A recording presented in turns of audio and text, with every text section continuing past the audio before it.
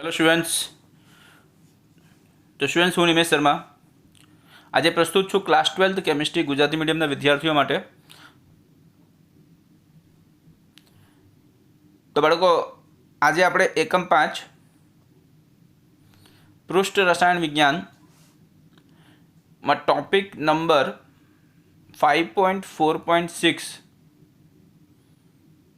एटले कलिलमय द्रावणना गुणधर्मों में छठो गुणधर्म नो अभ्यास करवाना छे। छठो गुणधर्म कयो छे बाळको? विद्युत कण संचलन एटले इलेक्ट्रोफोरेसिस। तो बाळको आ टॉपिक 5.4.6 में कलिलमय द्रावणना गुणधर्मों में अगाउना विडियो लेक्चर में आ टॉपिक में बाळको आगळना बधा पॉइंट्स आपणे डिस्कस करी चूक्या छीए।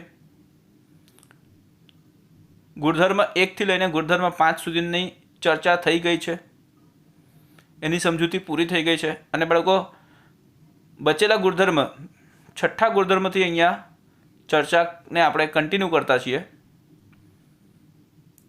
तो बाळको आपणी चर्चा ने आगळ वधावता विद्युत कण संचालन विषे आपणे माहिती लईए। तो तमे जाणशो के कलिलमय कणों पर जे कंई पण कलिलमय कणों होय ते कलिलमय कणों पर भारनु अस्तित्व, कलिलमय कणों पर भारनु अस्तित्व बराबर। आ कलिलमय कणों होय एना पर जे कंई वीजभार होय बराबर, घन वीजभार के ऋण वीजभार, एवा भारनु अस्तित्व ए विद्युत ऋण संचालन प्रयोग थी साबित करी शकाय छे। कयो प्रयोग बाळको? विद्युत कण संचालन प्रयोग। तो बाळको आ एक एवो प्रयोग आवे जे कलिलमय कणों पर भारनु अस्तित्व छे के नहीं, एटले वीजभार धरावतुं छे के नहीं कलिलमय कणों बराबर, ते आ प्रयोग वडे साबित थई जाय छे। तो बाळको तमे जाणशो के कलिलमय द्रावण में जो डूबाड़ेला आपणे पासे जो कलिलमय द्रावण होय ने एमां आपणे बे विद्युत ध्रुव प्लेटिनमना विद्युत ध्रुव बाळको आपणे डूबाड़ीए बराबर, अने प्लेटिनमना विद्युत ध्रुव वच्चे विद्युत पोटेन्शियल प्रयुक्त करवामां आवे तो शुं थशे? तो बाळको तमे जाणशो के त्यारे कलिलमय कणों बराबर, त्यारे शुं थशे बाळको? तो त्यारे कलिलमय कणों एक अथवा बीजा ध्रुव तरफ खसे छे। एटले बाळको बे प्लेटिनमना विद्युत ध्रुव छे ने तेमां बंनेमांथी कोईपण एक बाजू खसे कां तो बंने प्लेटिनम विद्युत ध्रुव पासे खसे छे। शुं? तो कलिलमय कणों। एटले आपणे एम कही सकीए शॉर्टमां के कलिलमय कणोनुं स्थलांतर थतुं हशे द्रावणनी अंदर। कलिलमय द्रावणमां कलिलमय कणोनुं बराबर एक विद्युत ध्रुवथी बीजा विद्युत ध्रुव तरफ शुं थतुं होय बाळको? तो स्थलांतर थतुं होय। एटले कलिलमय कणों ध्रुव तरफ खसे छे।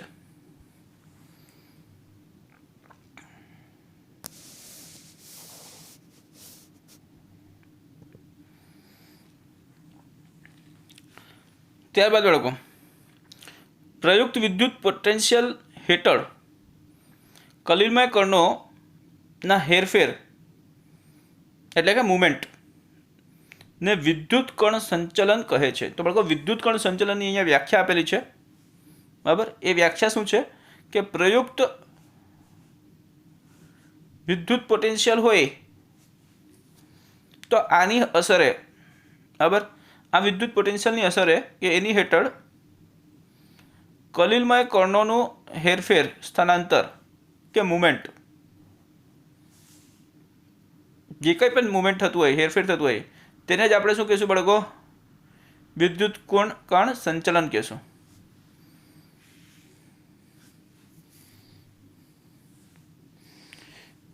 तो बाळको धनभार युक्त कण धारी लो कि एक धनभार युक्त कण है बराबर। तो ये धनभार युक्त कण है ने ते कई तरफ खसे? तो बाळको धनभार युक्त कण होय ने तो ए कैथोड तरफ खसे छे।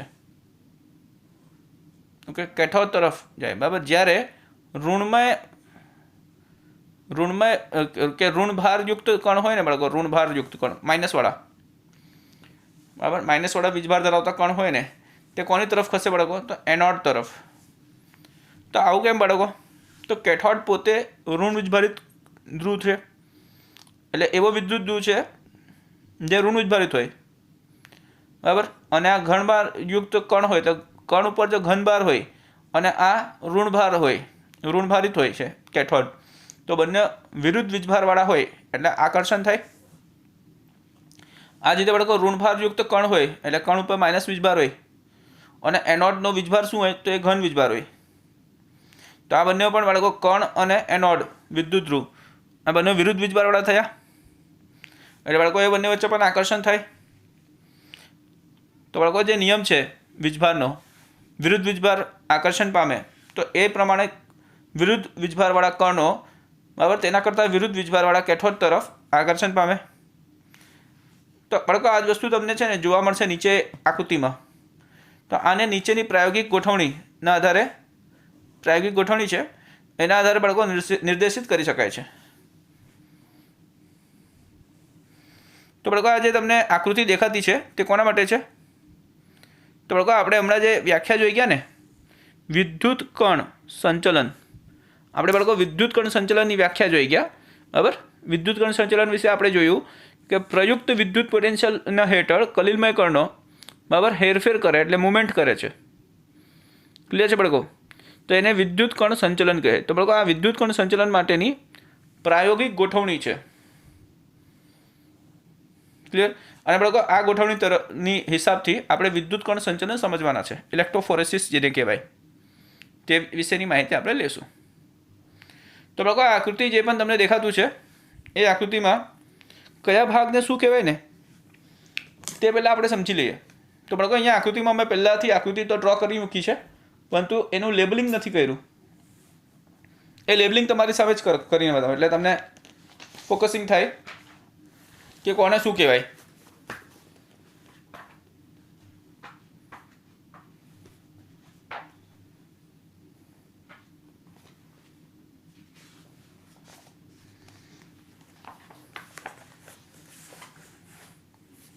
તો બાળકો સૌ પ્રથમ તમે જાણશો કે આ જે ભાગ છે, બરાબર, આ ગોઠવણીમાં જે આ પ્રાયોગિક ગોઠવણીમાં આ ભાગ જે છે તેને શું કહેવાય બાળકો? તો આને કહેવાય જલાશય. આને શું કહેવાય? જલાશય.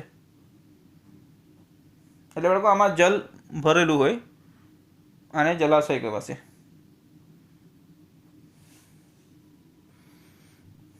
ઓકે. પછી બાળકો આ તમને માઇનસવાળો વિદ્યુત ધ્રુવ દેખાતું છે ને, માઇનસ વીજભારવાળો વિદ્યુત ધ્રુવ, તો બાળકો આને શું કહેવાય? તો આને કહેવાય કેથોડ. ઓકે, આ કેથોડ છે બાળકો.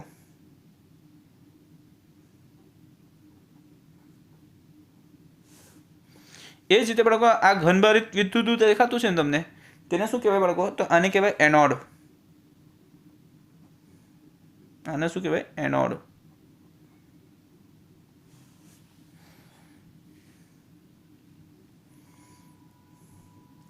ત્યારબાદ બાળકો અહીંયા તમને આ યુ આકારનો જે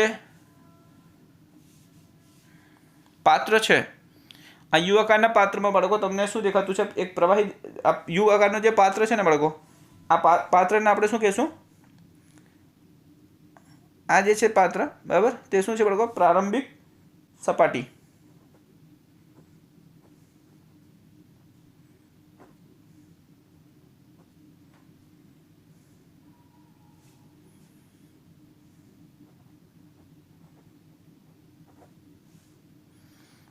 પ્રારંભિક સપાટી. પછી બાળકો અહીંયા આ યુ આકારના પાત્રમાં અંદર શું છે હાજર? તો બાળકો આની અંદર પાણી હાજર છે. શું હાજર છે? પાણી. તો બાળકો આ જે પાણી આપણે લખ્યું છે ને તે ખરેખર પરિક્ષેપણ માધ્યમ છે, ડિસ્પર્સન મીડિયમ છે, એટલે પરિક્ષેપણ માધ્યમ આ જ છે, પાણી.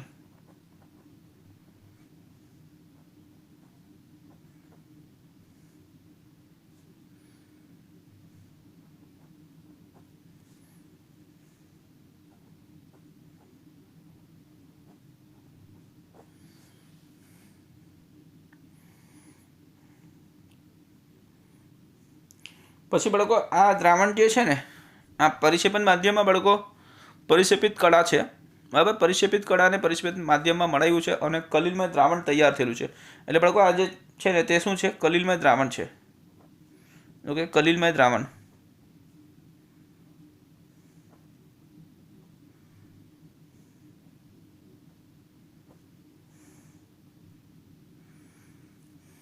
કલિલમય દ્રાવણ છે.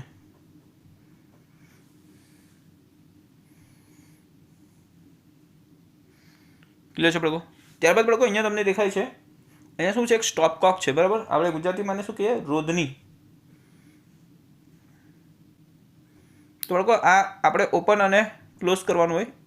બરાબર, ખુલ્લું બંધ કરવાનું હોય. એટલે આપણે ખોલીએ તો અહીંયા પ્રવાહી બહાર નીકળવા લાગશે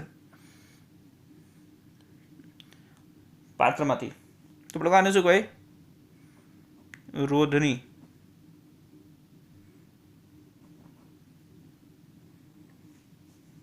એટલે સ્ટોપકોક.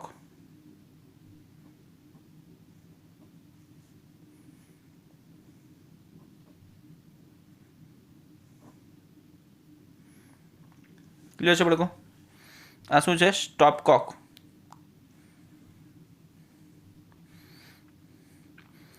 તો બાળકો આમાં થતું શું છે?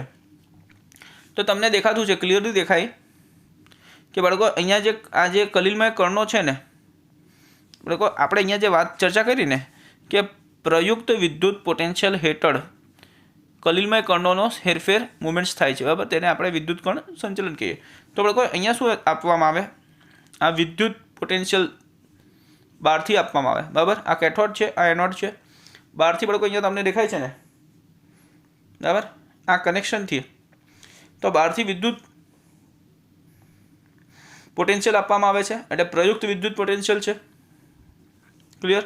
તો એની હેઠળ શું થાય બાળકો? તો વિદ્યુત ક્ષેત્ર ઉત્પન્ન થાય. તો બાળકો વિદ્યુત ક્ષેત્રમાં આ કલિલમય કણો આકર્ષણ પામે. તો બાળકો એવું કેમ થાય? કલિલમય કણો આકર્ષણ શા માટે પામે? તો બાળકો આ કલિલમય કણો છે ને પોતે ભારિત હોય છે. એટલે કોઈ કલિલમય કણોમાં, એટલે બાળકો કલિલમય કણોમાં કેવું હોય તો આ વીજભારિત હોય. બરાબર, આ કલિલમય કણોના ઉપર વીજભાર હોય.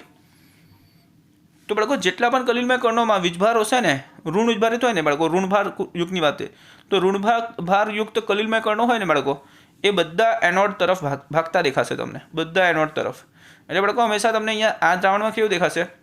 તો હંમેશા તમે અવલોકન કેવું કરશો કે અહીંયા છે ને દ્રાવણમાં કેથોડ પાસેથી ઋણભારયુક્ત કણ સતત ઉત્પન્ન થતા છે અને એ કણોનું સ્થાનાંતર દેખાશે તમને. બરાબર, હેરફેર થતો દેખાશે, મુવમેન્ટ્સ.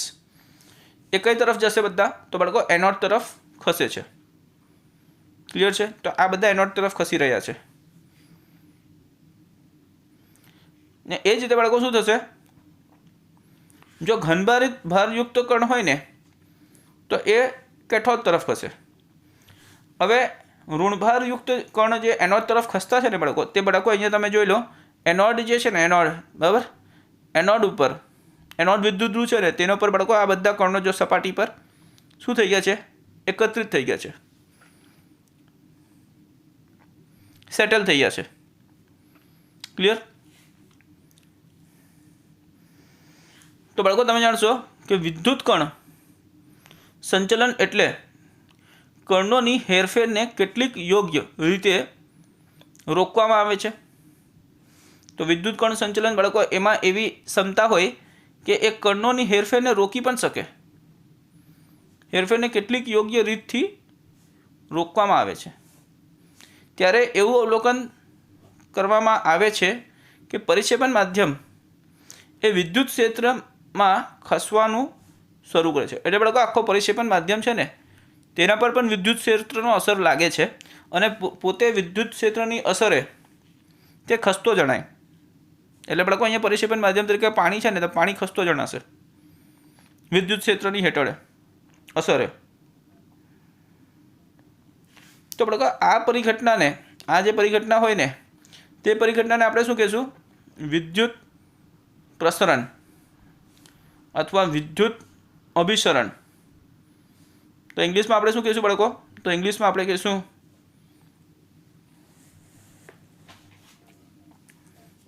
ઇલેક્ટ્રો ઓસ્મોસિસ, આપણે શું કહીશું બાળકો? Electro osmosis. ક્લિયર છે?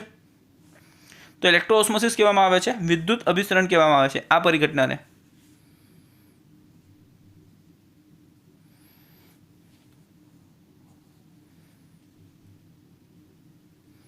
તો બાળકો એક્ઝામમાં જો પૂછાય ને તમને આ ટોપિક ઉપર, તમારે બાળકો તમને પણ આ આકૃતિ ડ્રો કરીને આખું લેબલિંગ સાથે તમારે સમજાવવાનું રહેશે. તો બાળકો હવે આપણે જોશું સ્કંદન અથવા અવક્ષેપન. તો બાળકો સ્કંદન એટલે અવક્ષેપન, પ્રેસિપિટેટ આપણે કહીએ, પ્રેસિપિટેટ બને ને તે સ્કંદન જ છે, કોએગ્યુલેશન. અવક્ષેપનને આપણે બાળકો પ્રેસિપિટેશન કહીએ અને સ્કંદનને કોએગ્યુલેશન કહીએ. તો બાળકો બંનેમાં કાર્ય એક જ થતું છે, બરાબર? એટલે એક જ શબ્દનો ઉપયોગ કરવામાં આવ્યો છે. તો બાળકો તમે જાણશો કે જલવિરાગી સોલની વાત કરીએ આપણે. જલવિરાગી સોલ, તો બાળકો જલવિરાગી સોલની જે સ્થાયિતા છે, બરાબર, એ સ્થાયિતા કલીલ કણો પરના વીજભારની હાજરીને કારણે હોય છે. તો બાળકો કલીલ કણો પણ જે રીતે વીજભાર હોય, બરાબર, તે પ્રમાણે જલવિરાગી સોલની સ્થાયિતા હોય.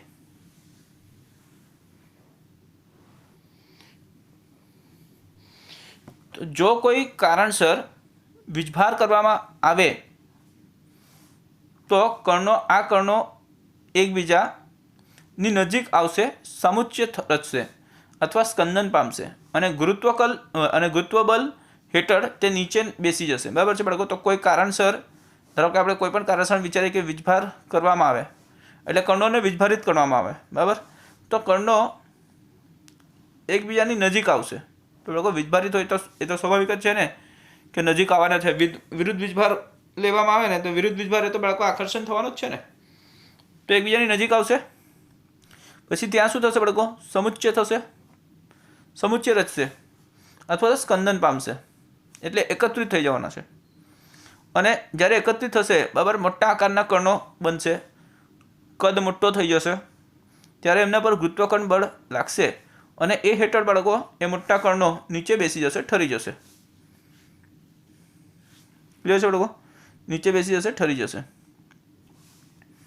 ત્યારબાદ તમે જાણશો કે કલીલમય કણોનું બેસી જવાની એટલે કે ઠરી જવાની જે ઘટના હોય, બરાબર, કે ઠરી જવાની જે કંઈ પણ પ્રક્રિયા હોય, બરાબર, એ પ્રક્રિયા શું કરે? તો સોલનું સ્કંદન અથવા અવક્ષેપન કરે છે. એટલે એને જ બાળકો સોલનું સ્કંદન કહેવાય કાં તો સોલનું અવક્ષેપન કહેવાય છે, બરાબર. એટલે કલીલમય કણોનું બનીને પછી નીચે બેસી જવાનું, ઠરી જવાની જે પ્રક્રિયા છે તેને જ આપણે શું કહીએ? સ્કંદન અથવા તો અવક્ષેપન કહીએ. તો બાળકો તમને ખબર છે કે આપણે પ્રયોગશાળામાં જ્યારે પ્રયોગો કરતા હોઈએ ત્યારે કસનળીમાં નીચે જ્યારે પણ અવક્ષેપ બનતા હોય ને તો નીચે કસનળીમાં તળિયે જ બેસે. સ્કંદન પામે, અવક્ષેપન પામે ત્યારે શું થાય? તો બાળકો એ નીચે કસનળીમાં તમે જોશો ને તો અવક્ષેપવાળું જે દ્રાવણ હોય ને બાળકો, એને તમે એકવાર ટેસ્ટ ટ્યુબ સ્ટેન્ડ પર મૂકી દો. ટેસ્ટ ટ્યુબ સ્ટેન્ડ પર મૂકશો, અડધો કલાક પછી જોશો ને તો ટેસ્ટ ટ્યુબ સ્ટેન્ડમાં બધા જે અવક્ષેપ, દ્રાવણમાં રહેલા અવક્ષેપ હોય ને તે આખું ટેસ્ટ ટ્યુબના નીચે બેસી જશે, બરાબર. અને ઉપર દ્રાવણ થોડોક અવક્ષેપના કણો વગરના રહેશે, એટલે પ્રવાહી જે છે તે ઉપર રહેશે અને જે ઘન પદાર્થ હોય તે નીચે બેસી જશે. ક્લિયર છે બાળકો? તો આ જે ઠરી જતું છે ને તેને જ આપણે સ્કંદન કાં તો અવક્ષેપન કહીએ. કારણ કે એના પર ગુરુત્વાકર્ષણ બળ લાગે છે, ગુરુત્વાકર્ષણ બળ લાગશે, ગ્રેવિટી લાગશે.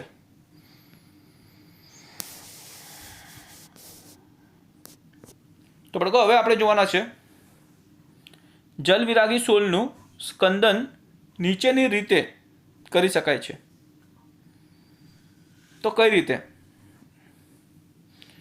તો બાળકો તમે જાણશો કે વિદ્યુત કણ સંચલન વડે, એટલે આમાં જુદા જુદા રીતો છે બાળકો જેના વડે આપણે જલવિરાગી સોલનું સ્કંદન કરી શકીએ, બરાબર.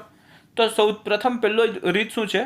તો પહેલો રીત છે વિદ્યુત કણ સંચલન વડે. તો બાળકો તમે જાણશો કે કલીલમય કણ જે હોય ને, કલીલમય કણ, એ કલીલમય કણ વિરુદ્ધ વીજભારવાળા વિદ્યુત તરફ ખસે છે.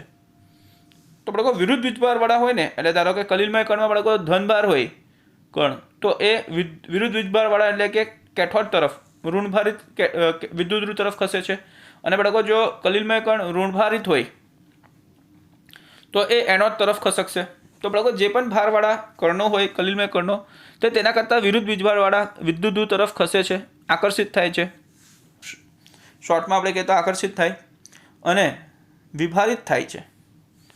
એટલે બાળકો આવું થઈને શું કરે, તો એ તટસ્થીકરણ પામે. વિભારિત થાય એટલે શું બાળકો? તટસ્થીકરણ પામે છે. એટલે માઇનસ ભારવાળા કણો જો પ્લસ પાસે જશે, બરાબર, એનોડ પાસે જશે, તો ત્યાં શું થશે? તો તટસ્થીકરણ પામે એટલે કે વિભારિત થઈ જશે, બરાબર. અને વિભારિત થશે ને બાળકો તો અવક્ષેપણ પામે છે. ક્લિયર છે?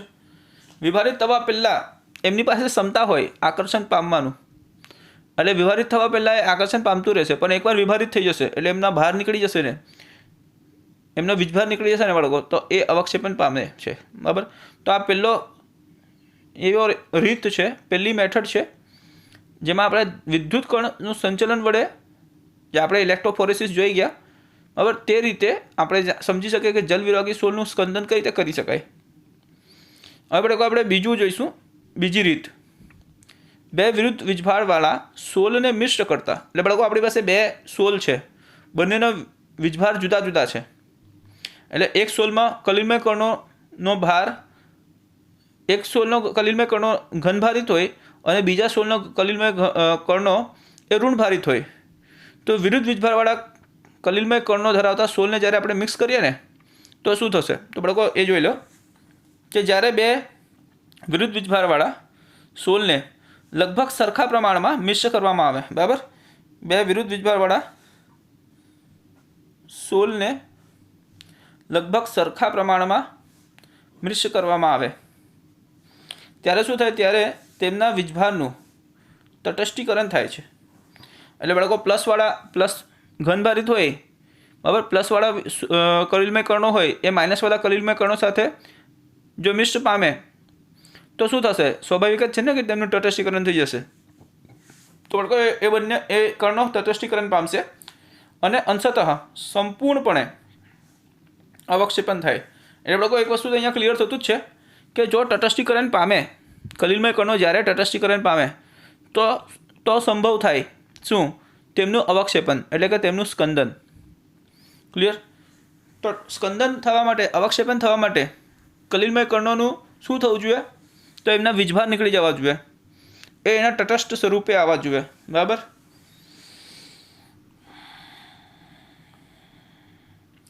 તો બાળકો તમે જાણશો કે જલયુક્ત ફેરિક ઓક્સાઇડની વાત કરેલી આપણે, બરાબર, જલયુક્ત ફેરિક ઓક્સાઇડ.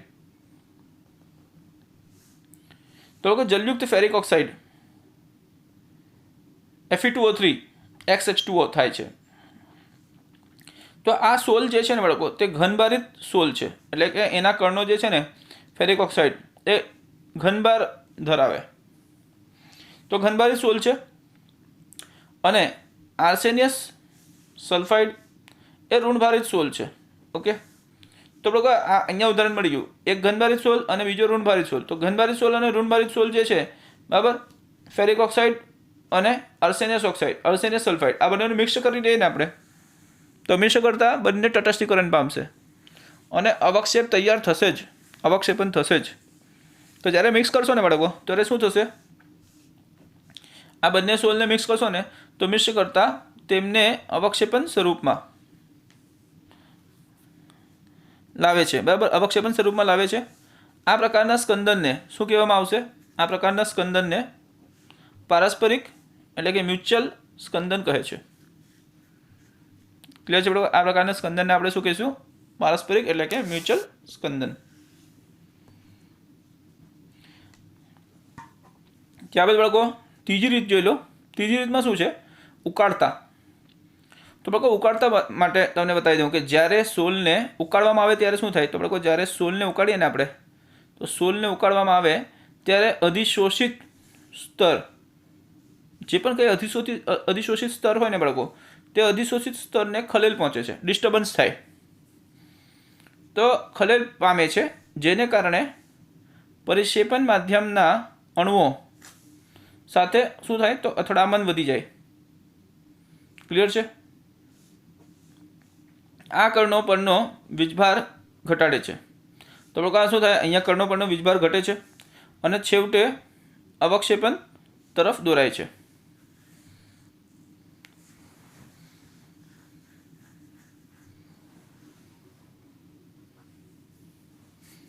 क्लियर है बाळको? तो आ कर्णों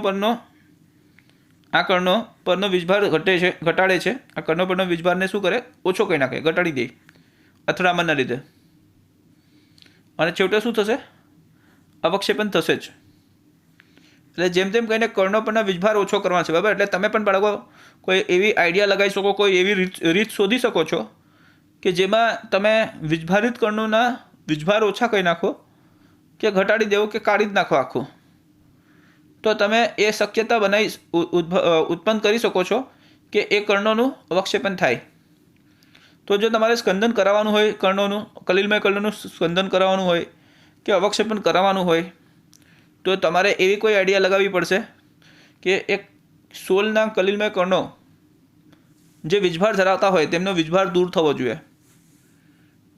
તો એની હાવ તમે જો વીજભાર દૂર કરી દેશો ને તો શક્યતા ઊભી થઈ જશે, શક્યતા વધી જશે સ્કંદન માટેનું, અવક્ષેપણ માટેનું। तो उकाड़ीने पण अहींया करी लेता छे आ कार्य।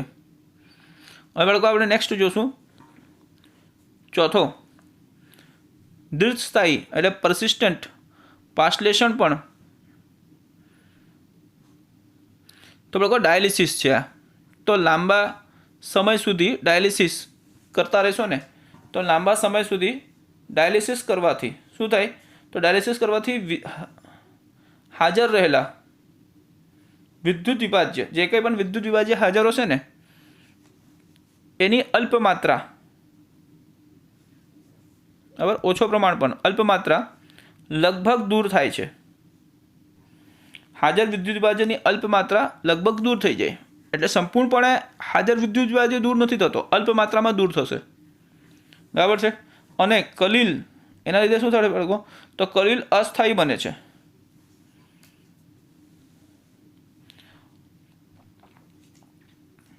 तो अस्थायी बनशे एटले शुं थशे बाळको?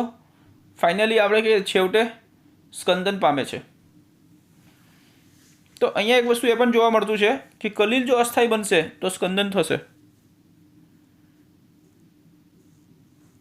तो डायलिसिस द्वारा पण आपणे दीर्घस्थायी परसिस्टंट अथवा तो पाश्लेषण डायलिसिस द्वारा पण आपणे स्कंदन करावी शकीए कलिलमय कर्णोना।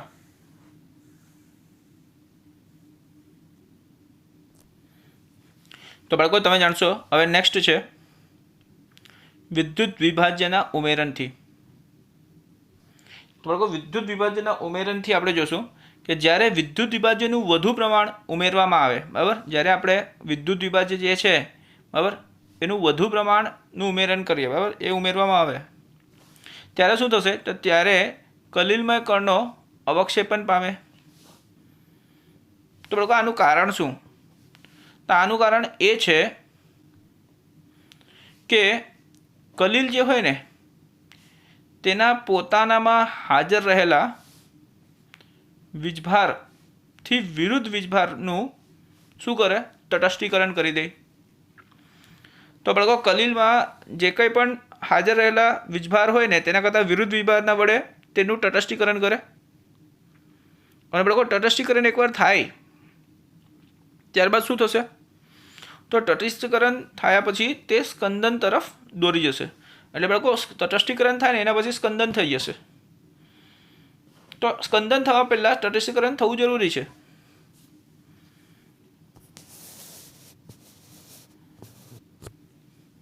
त्याबाद बाळको तमे जाणशो के जे आयन कर्णो परनो वीजभार ने, बराबर, आपणे आयन कर्णोनी वात करीए तो एना परनो वीजभार ने तटस्थ करवा माटे जवाबदार होय। એટલે બાળકો આપણી પાસે કર્ણો હોય અને કોઈ એવા આયન હોય જે કર્ણોને તટસ્થ કરે। ધારો કે આપણી પાસે કર્ણો છે ઋણભારિત, તો બાળકો ઋણભારિત કર્ણોને તટસ્થ કરવા માટે કયા આયન વપરાય? તો ઘનભારિત। તો બાળકો આ જે આયન હોય ને તે કર્ણો કરતાં વિરુદ્ધ વીજભાર ધરાવતા હોય. જો કર્ણોનો ધનભાર હોય તો આયન ઋણ આયન જોઈએ, અને કર્ણો જો ઋણભારિત હોય તો ધન આયન જોઈએ. ક્લિયર છે બાળકો? તો ધન આયન અને ઋણ આયન તે વિરોધી વીજભારવાળા કર્ણોને તટસ્થ કરવા માટે જવાબદાર હોય. તેવા જવાબદાર આયનો જે છે તેની વાત થતી છે, માટે જવાબદાર હોય છે. બરાબર? તેને આપણે શું કહીએ? તો બાળકો આવા આયનને આપણે શું કહીએ? તો એને આપણે સ્કંદન કરતા આયન કહીએ છીએ. ક્લિયર છે બાળકો? સ્કંદન કરતા આયન.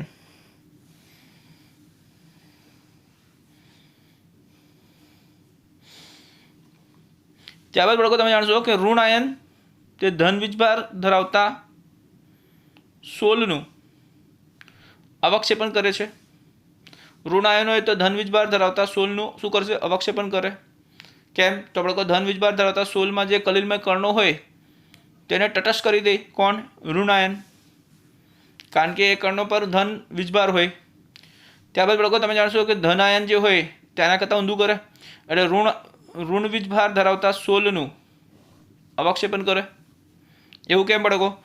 તો ઋણ વીજભાર ધરાવતા સોલ જે હોય તેને અંદર કર્ણો જે હોય એ કર્ણોનો વીજભાર શું હોય? કર્ણોની સપાટી પર વીજભાર કોનો હોય? તો ઋણભારનો જ હોય ને. તો એ કર્ણોની સપાટી પર ઋણ વીજભાર હોય તો બાળકો એને તટસ્થીકરણ કરવા માટે કયો આયન વપરાય? તો ધન આયન વપરાય. અને ધન આયન વપરાતું હોય એ સોલના કર્ણોને ઋણ વીજભારને તટસ્થીકરણ કરે, તો તટસ્થીકરણ કર્યા પછી સ્કંદન પામે એટલે અવક્ષેપણ થઈ જાય. એટલે બાળકો વિરુદ્ધ વીજભાર કર્ણોને અવક્ષેપણ કરે, વિરુદ્ધ વીજભારના સોલને નું અવક્ષેપણ કરે. ત્યારબાદ બાળકો તમે જાણશો કે સામાન્ય રીતે આપણે જોઈએ તો સામાન્ય રીતે એવું નોંધવામાં આવેલું છે, બરાબર? આ વસ્તુ નોંધાયેલું છે કે ઉમેરેલા ઉણિત કરતા આયન, તો બાળકો ઉમેરેલા ઉણિત કરતા આયન એટલે ઇંગ્લિશમાં શું કહેવાય બાળકો? ફ્લોક્યુલેટિંગ આયન. બરાબર?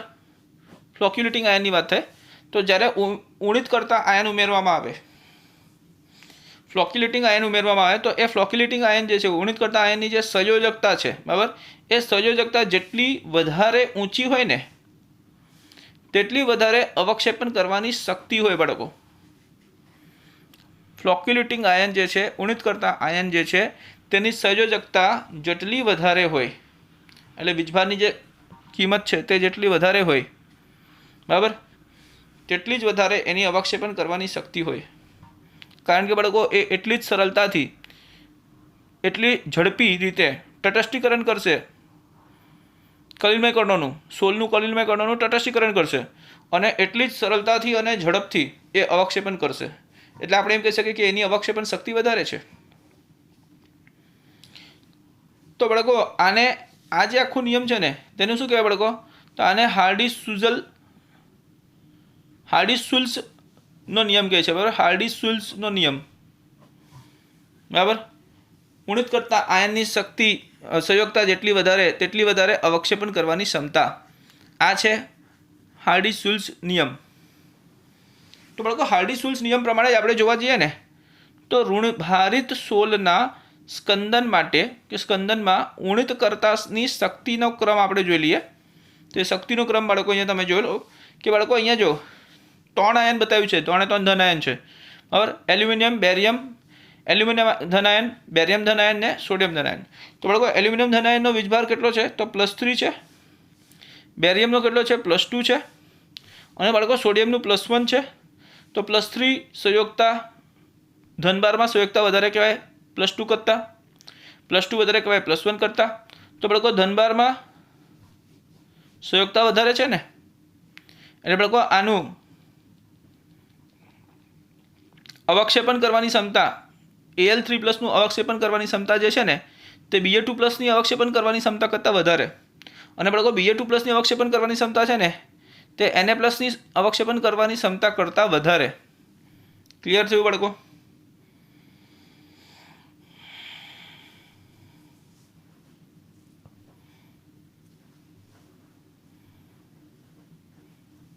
એ જ રીતે બાળકો આપણે ધનભારિત સોલના સ્કંદનમાં ઉણિત કરતાનો શક્તિનો ક્રમ જોઈએ. બરાબર?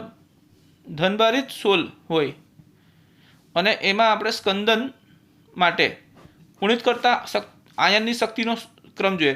તો બાળકો ઉણિત કરતા આયન છે, બરાબર, ઉણિત કરતા આયન, ઉણિત કરતા આયન, ફ્લોક્યુલેટિંગ આયન ની શક્તિનો ક્રમ. તો આપણે અહીંયા જોઈ લો, હવે ધનભારિત સોલને સ્કંદન કરાવવાનું છે તો એના કરતાં વિરુદ્ધ વીજભારવાળા આયન હોવા જોઈએ ને, ઉણિત કરતા આયન. તો આપણે ધનભારિત સોલના ઉણિત કરતા આયન કેવા આવશે? તો ઋણ આયન જ આવશે. તો ઋણ આયનમાં આપણે શક્તિનો ક્રમ જોઈએ. તો આપણે અહીંયા જોઈ લો, FeCN6 4 PO4 3 SO4 2 Cl minus. તો આપણે અહીંયા વીજભારની સંયોગતા જોઈ લો, આ 4 છે, આ 3 છે, આ 2 છે ને આ -1 છે. તો આપણે એક ક્રમમાં જ છે, ઉતરતા ક્રમમાં જ છે, જોઈ લો, બરાબર. તો આપણે અહીંયા સંયોગતા 4 ની વધારે, 3 કરતાં, 3 2 કરતાં વધારે અને એની -1 કરતાં વધારે.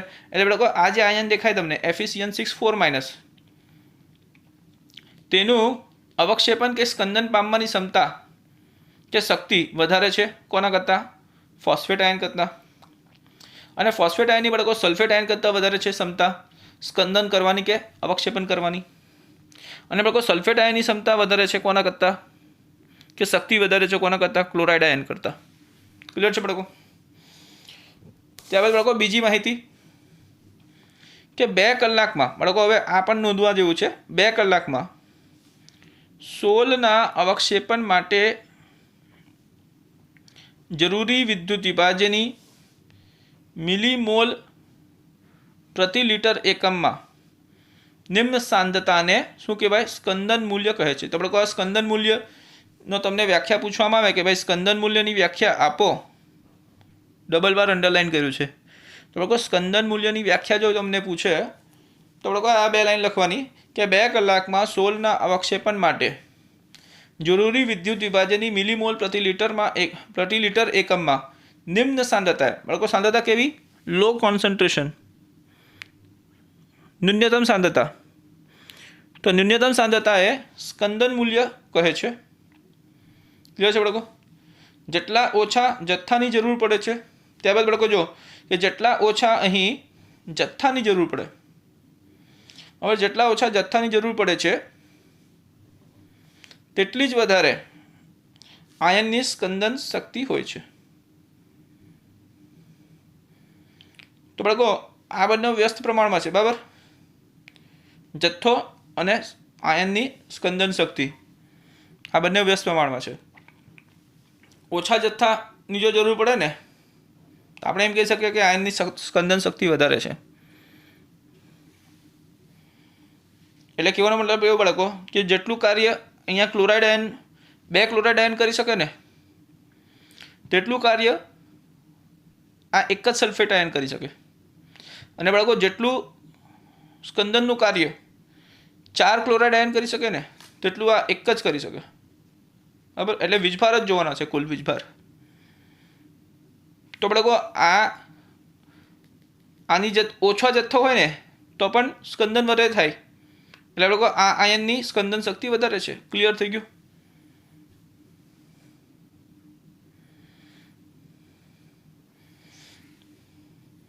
તો બાળકો આજના વિડીયો લેક્ચરમાં આપણે જે પણ ટોપિક ડિસ્કસ કરતા હતા એ ટોપિક પૂર્ણ થયો છે. એટલે કલિલમય કણોનું ગુણધર્મ, કલિલમય દ્રાવણનો ગુણધર્મ વિશે આપણે અભ્યાસ કરતા હતા. તો બાળકો કલિલમય દ્રાવણનો જે ગુણધર્મ છે તે સંપૂર્ણ થઈ ગયું છે અહીંયા. ક્લિયર છે બાળકો? તો આજના વિડીયો લેક્ચરમાં જે પણ કંઈ ડિસ્કશન થઈ છે, બરાબર, તેમાં બાળકો તમને કંઈ પણ ડાઉટ હોય, કંઈ પણ ક્વેરી હોય તો બાળકો કમેન્ટ કરજો, મેસેજ કરજો, તમારો ડાઉટ ક્લિયર થશે. અને બાળકો નોટ્સ બનાવજો, વાંચતા રહેજો.